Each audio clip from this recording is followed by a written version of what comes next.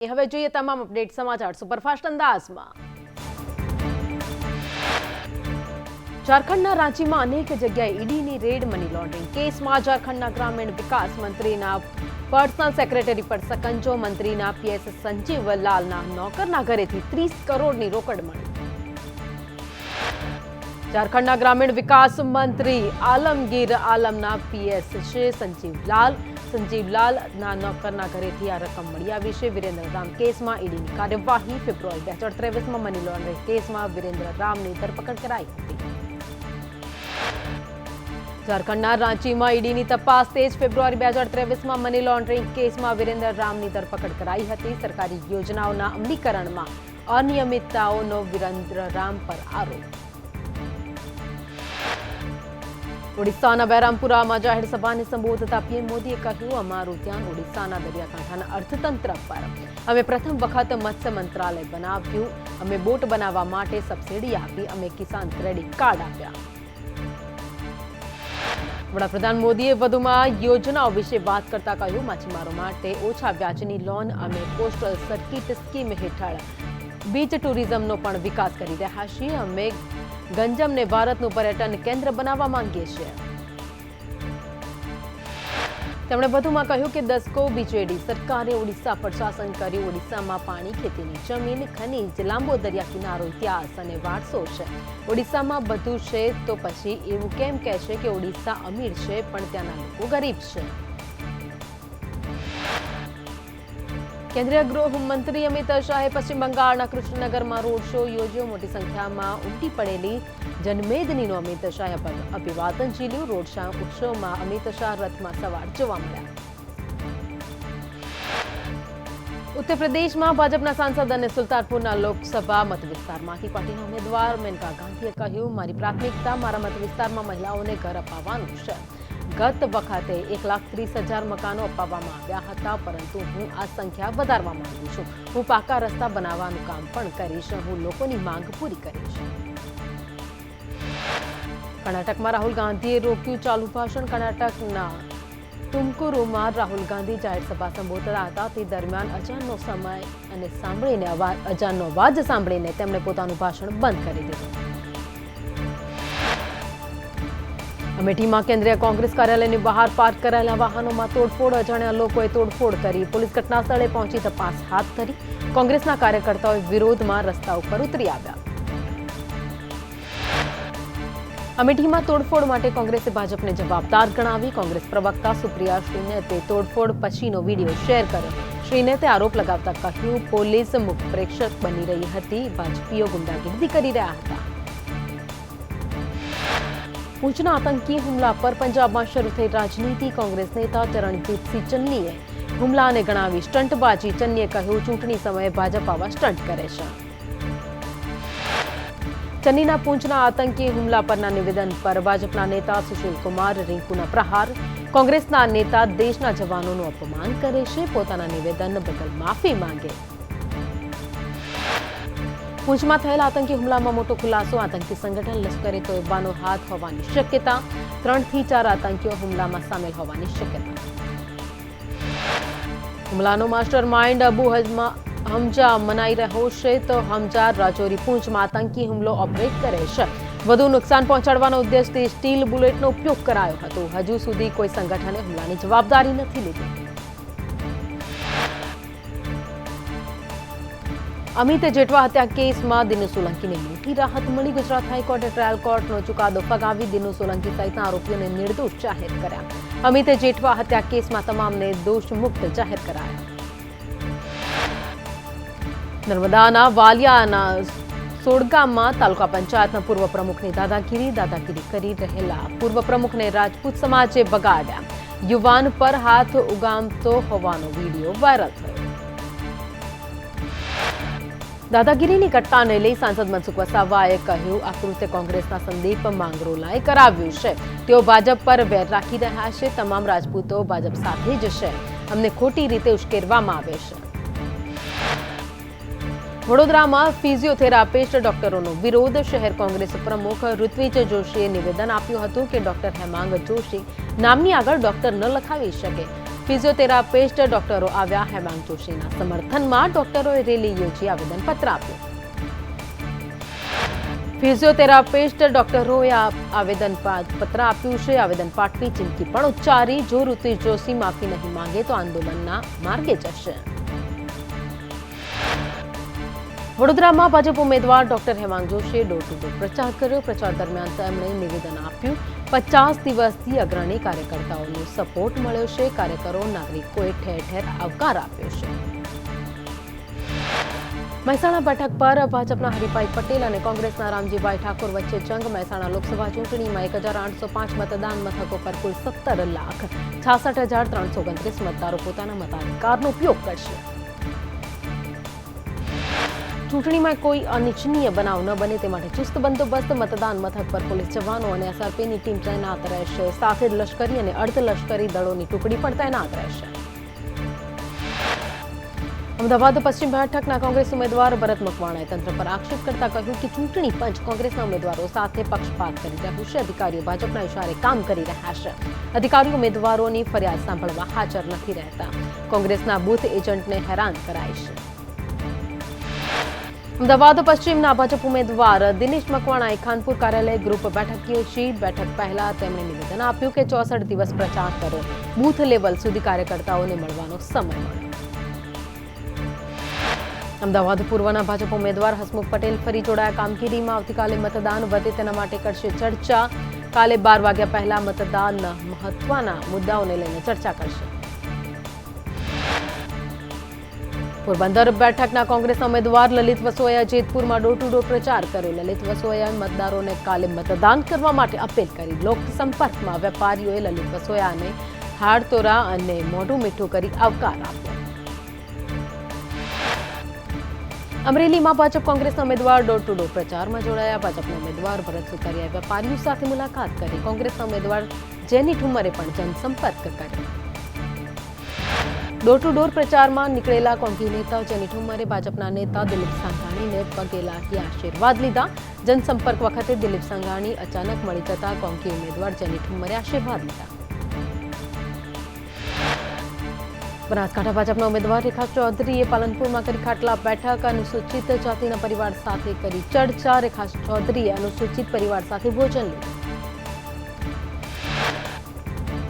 પાલનપુરમાં ભાજપ ઉમેદવાર રેખા ચૌધરી સમર્થકો સાથે ડોર ટુ ડોર પ્રચાર કર્યો. જાહેર સભાઓ બંધ થયા બાદ મતદારોના આંગણે પહોંચ્યા. રેખા ચૌધરીએ જનસંપર્ક સાધીને લોકો પાસે મત માંગ્યા. બનાસકાંઠામાં ક્ષત્રિય જાગીરદાર સમાજ ભાજપના સમર્થનમાં. ભાજપ સાથેના મન દુઃખ દૂર થાય તે માટે કાંકરેજના દેવ દરબારમાં બેઠક યોજાઈ. બેઠકમાં ક્ષત્રિય સમાજે ભાજપને સમર્થન આપ્યું. રાજકોટ બેઠક પર ભાજપ અને કોંગ્રેસ વચ્ચે સીધી ટક્કર. ભાજપમાંથી પરસોત્તમ રૂપાલા અને કોંગ્રેસમાંથી પરેશ ધાનાણી વચ્ચે જંગ જામ્યો. રાજકોટમાં મતદાનને લઈ પોલીસ વિભાગ સતર્ક. 13,500 કર્મચારીઓ અને અધિકારી ચૂંટણી દરમિયાન ફરજ પર હાજર રહેશે. હોમગાર્ડ જવાનો, સીઆરપીએફ જવાનોની 4 કંપનીઓ તૈનાત. રાજકોટમાં 2035 મતદાન મથકો પર થશે મતદાન. ભાજપ અધ્યક્ષ સી આર પાટીલની મતદાન માટે અપીલ. પાટીલે કહ્યું, મતદાન કરી લોકશાહીને મજબૂત કરવા મતદાન કરજો. કોઈ આળસ રાખ્યા વિના અચૂક મતદાન કરજો. નવસારી જિલ્લા ભાજપમાં ભરતી મેળો યથાવત. વોર્ડ નંબર 2 અને 6ના કોંગ્રેસ આગેવાનો ભાજપમાં જોડાયા. કેતના ભંડારી અને કૌશલ શાહે કેસરિયા કર્યા. 50થી વધુ કોંગી કાર્યકર્તાઓએ કેસરીયો ખેસ ધારણ કર્યો. ગાંધીનગર લોકસભામાં 21,82,736 મતદારો. ગાંધીનગર લોકસભામાં 1,938 મતદાન મથક. 11,000થી વધુ કર્મચારીઓ ફરજ પર રહેશે. 2,611 વીવીપેટ મશીન રાખવામાં આવ્યા. ગાંધીનગરમાં મતદાન પહેલા આજે ઈવીએમ ડિસ્પેચિંગ. સેક્ટર 15માં સ્ટ્રોંગ રૂમમાં રખાયેલા ઈવીએમ ડિસ્પેચ કરાયા. ગાંધીનગરથી 241 મતદાન મથક ઈવીએમ ડિસ્પેચિંગ. પ્રધાનમંત્રી મોદી આજે સાંજે ગુજરાત આવશે. આવતીકાલે પીએમ મોદી અમદાવાદમાં કરશે મતદાન. રાણેપની નિશાન સ્કૂલમાં 7:30 વાગ્યે પીએમ મોદી કરશે મતદાન. ઈમેલથી મળેલ બોમ્બની ધમકીને પગલે ચુસ્ત બંદોબસ્ત. ગુજરાતમાં 25 બેઠક પર લોકસભાની ચૂંટણીને લઈ તૈયારી. અમદાવાદ ચૂંટણી પંચ દ્વારા ઈવીએમ ડિસ્પેચિંગની કામગીરી. ચૂંટણી અધિકારીઓની હાજરીમાં રિસીવિંગની કામગીરી, મતપત્ર સહિતની સ્ટેશનરી સામગ્રી બૂથ પર મોકલાઈ. અમદાવાદના 21 મથકોની ઈવીએમ ડિસ્પેચિંગની કામગીરી, જુદા જુદા બૂથ મુજબ કર્મચારીઓને જવાબદારી સોંપાઈ. એક ડિસ્પેચિંગ યુનિટથી 222 બૂથ ઉપર ઈવીએમ મોકલાશે. સઘન વ્યવસ્થા સાથે ઈવીએમ કંટ્રોલ રૂમથી ડિસ્પેચ. એએમટીએસનો મહત્વનો નિર્ણય, મતદાન કરનાર વ્યક્તિ નિઃશુલ્ક મુસાફરી કરી શકશે. મતદાન કર્યાનું નિશાન બતાવી કરી શકાશે મુસાફરી. આવતીકાલે 1 દિવસ ફ્રીમાં એએમટીએસની મુસાફરી. ગુજરાત કેમિસ્ટ એન્ડ ડ્રગિસ્ટ એસોસિએશનની મહત્વની જાહેરાત, મતદાન કરનાર વ્યક્તિને દવાઓની ખરીદી પર અપાશે સ્પેશિયલ ડિસ્કાઉન્ટ. મતદાન કરનારને 7% ડિસ્કાઉન્ટ અપાશે.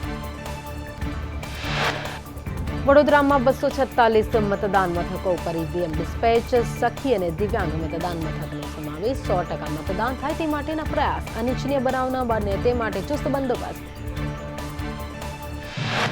વડોદરામાં ચૂંટણીને લઈ માંજલપુર વિધાનસભામાં શરૂ કરાયું ડિસ્પેચિંગ સેન્ટર. 218 મતદાન મથકો પર ઈવીએમ સાથે સ્ટાફને કરાયો રવાના. વડોદરા લોકસભામાં 2551 મતદાન મથકો.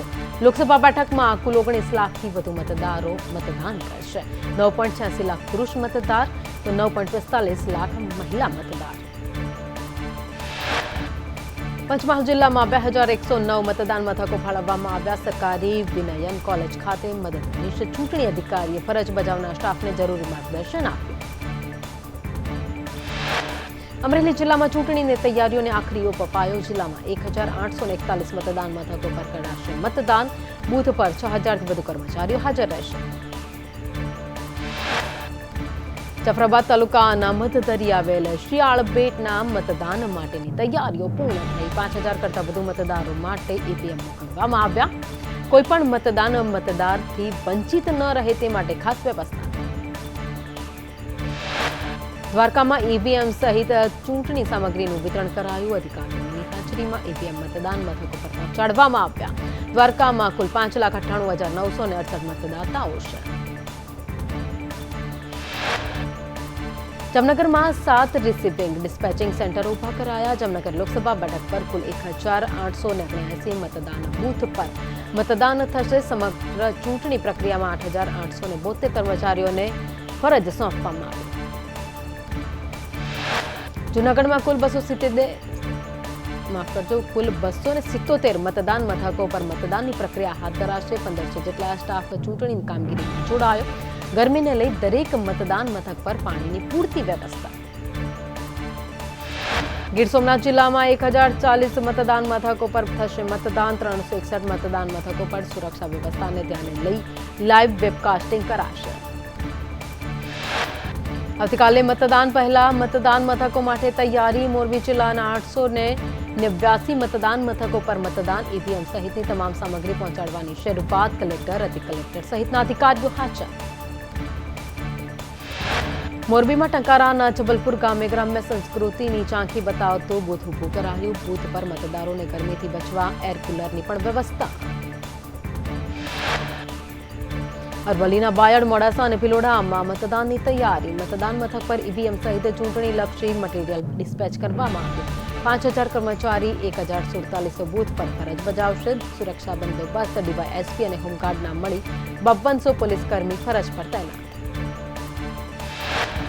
બનાસકાંઠા લોકસભા બેઠક માટે ઈવીએમ ડિસ્પેચની કામગીરી હાથ ધરાઈ. પાલનપુરના જગાણા એન્જિનિયરિંગ કોલેજ ખાતેથી ઈવીએમ અને અન્ય સામગ્રી મતદાન મથકો પર પહોંચાડાઈ.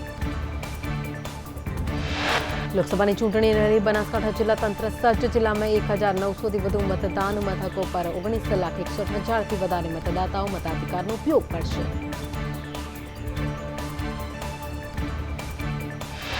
સુરતમાં મતદારો માટે ચૂંટણી પંચની જરૂરી સૂચના. તમામ મતદાન મથકની 100 મીટરની હદમાં મોબાઈલ ફોન લઈ જવા પર સખ્ત મનાઈ.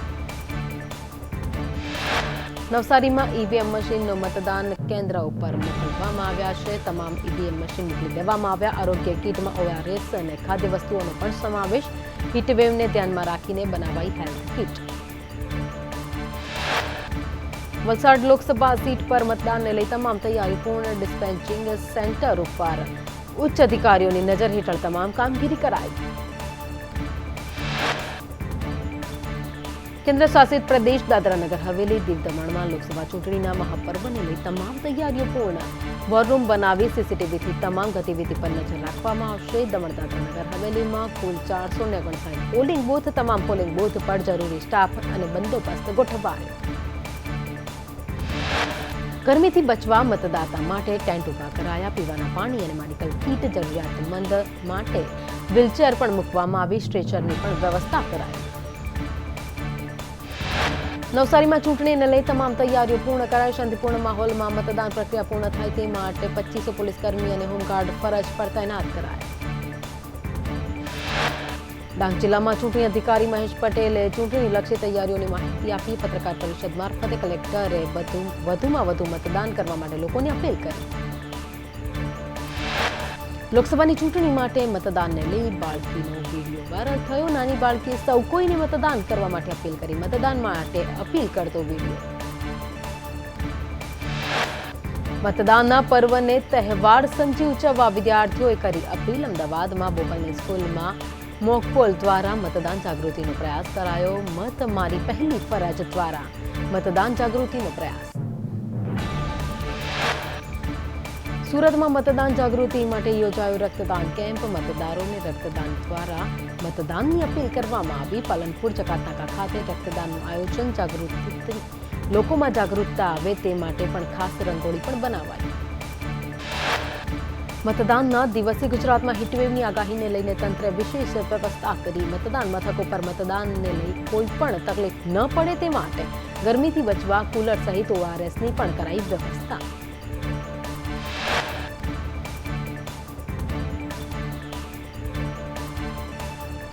ચૂંટણીના દિવસે ગુજરાતમાં પડશે અંગત ઝાડથી ગરમી. અમદાવાદમાં આગામી 3 દિવસ યલો એલર્ટ. ગાંધીનગરમાં પણ હવામાન વિભાગે યલો એલર્ટની કરી આગાહી.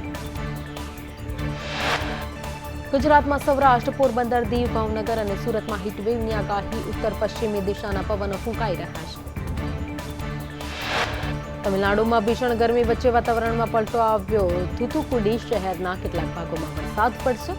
વરસાદી ઝાપટાથી લોકોને ગરમીમાંથી આંશિક રાહત મળી. અમદાવાદમાં પણ દિલ્હીની જેમ સ્કૂલને બોમ્બથી ઉડાવી દેવાની ધમકી. અમદાવાદની 25 જેટલી સ્કૂલોને બોમ્બથી ઉડાવી દેવાનો મેઇલ આવ્યો છે.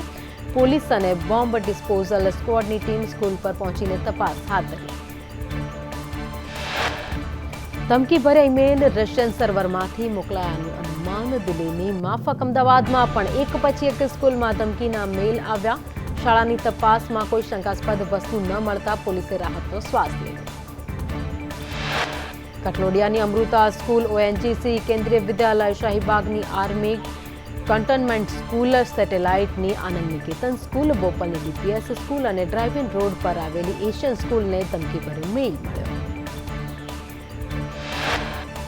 વડાપ્રધાન મોદી રાણીપની નિશાન સ્કૂલમાં મતદાન કરશે. ત્યારે નિશાન સ્કૂલમાં ચુસ્ત બંદોબસ્ત રાખવામાં આવ્યો છે. હાલમાં ધમકી બાદ બંદોબસ્ત વધારી દેવાયો. SPG સહિતની સુરક્ષા દળની ટીમ નિશાન સ્કૂલે પહોંચી તપાસ હાથ ધરી. તમામ શાળાઓમાં તપાસ કર્યા બાદ પોલીસે નિવેદન આપ્યું છે કે અત્યાર સુધી કંઈ પણ શંકાસ્પદ વસ્તુઓ મળી નથી આવી. વાલીઓ વિદ્યાર્થીઓએ ગભરાવાની જરૂર નથી. ધમકી મળનાર સ્કૂલમાંથી 11 સ્કૂલમાં મતદાન મથક છે.